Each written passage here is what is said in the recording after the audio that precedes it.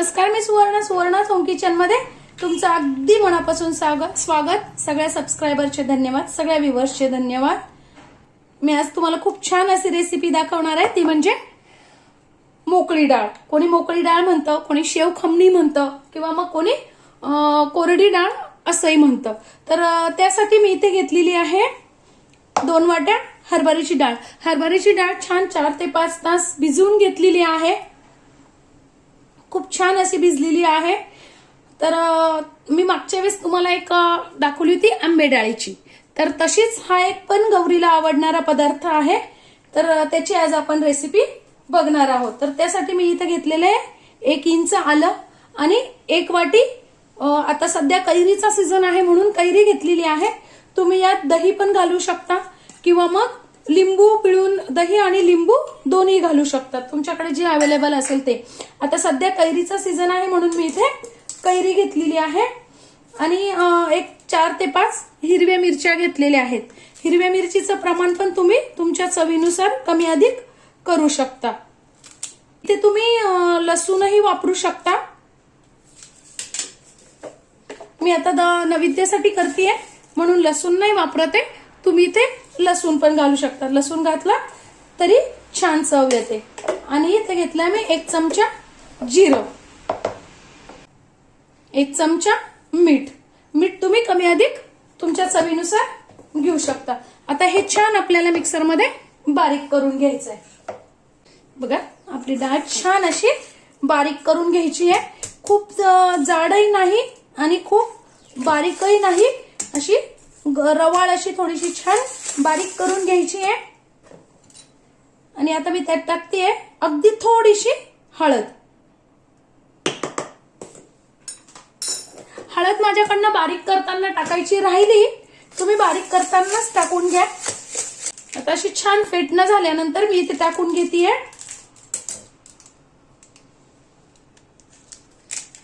फेटणं झालं तर मी इथे टाकून घेते आपल्याला अर्धा चमचा इनो. आणि परत छान एकाच दिशेने आपल्याला छान फेटून घ्यायची आहे. आता मी छान ताटाला असं तेल लावून घेणार आहे. तुम्ही कुकरच्या डब्यातही वाफवू शकतात किंवा मग तुमच्याकडे जर थाळी असेल तर त्या थाळीतही छान डाळ वाफवून घ्यायची आहे. एक 15 मिनिटासाठी फक्त आपल्याला डाळ वाफवून घ्यायची आहे.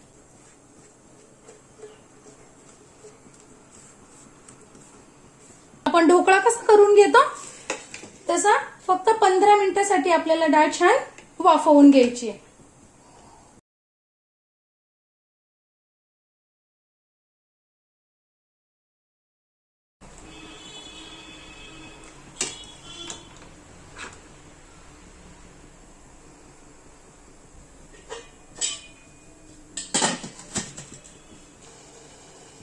पंधरा ते 20 मिनिटं झालेले आहे. बघूया आपली डाळ झाली की नाही. बघ, अशी सुरी घालून बघायची आहे. जर प्लेन निघाली तर आपली डाळ झाली आहे असं समजायचं. गॅस बंद करायचा आहे. आता मी काढून घेतलेलं आहे आणि पूर्णपणे गार होऊ देणार आहे.